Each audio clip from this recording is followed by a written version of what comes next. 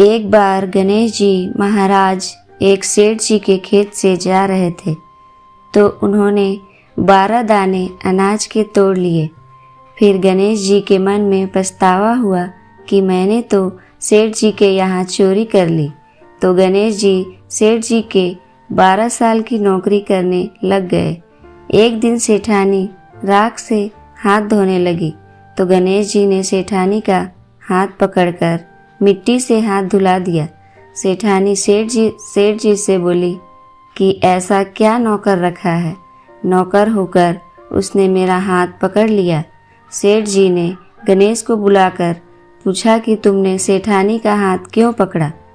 गणेश जी ने बोला कि मैंने तो एक सीख की बात बताई, राख से हाथ धोने से घर की लक्ष्मी नाराज होकर घर से चली जाती और मिट्टी से हाथ धोने से आती है। सेठ जी ने सोचा कि गणेश है तो सच्चा। थोड़े दिनों बाद कुंभ का मेला आया। सेठ जी ने कहा गणेश सेठानी को कुंभ के मेले में स्नान करा के ले आओ। सेठानी किनारे पर बैठकर नहा रही थी तो गणेश जी उनका हाथ पकड़कर आगे डुबकी लगवा लाए। घर आकर सेठानी ने सेठ से कहा कि गणेश ने तो मेरी इज्जत ही नहीं रखी और इतने सारे आदमियों के बीच में मुझे घसीटकर आगे पानी में ले गए। तब सेठ जी ने गणेश जी को पूछा कि ऐसा क्यों किया। तो गणेश जी ने कहा कि सेठानी किनारे बैठकर गंदे पानी से नहा रही थी तो मैं आगे अच्छे पानी में डुबकी लगवाकर ले आया। इससे अगले जन्म में बहुत बड़े राजा और राजपाट मिलेगा। सेठ जी ने सोचा कि गणेश है तो सच्चा। एक दिन घर में पूजा पाठ हो रही थी, हवन हो रहा था। सेठ जी ने गणेश को कहा कि जाओ सेठानी को बुलाकर ले आओ। गणेश सेठानी को बुलाने गया तो सेठानी काली चुनरी ओढ़कर चलने लगी तो गणेश जी ने काली चुनरी फाड़ दी और कहा कि लाल चुनरी ओढ़ के चलो। सेठानी नाराज होकर सो गई। सेठ जी ने आकर पूछा क्या बात है। तो सेठ ने बोला कि गणेश ने मेरी चुनरी फाड़ दी। सेठ जी ने गणेश को बुलाकर बहुत डांटा और कहा तुम बहुत बदमाशी करते हो।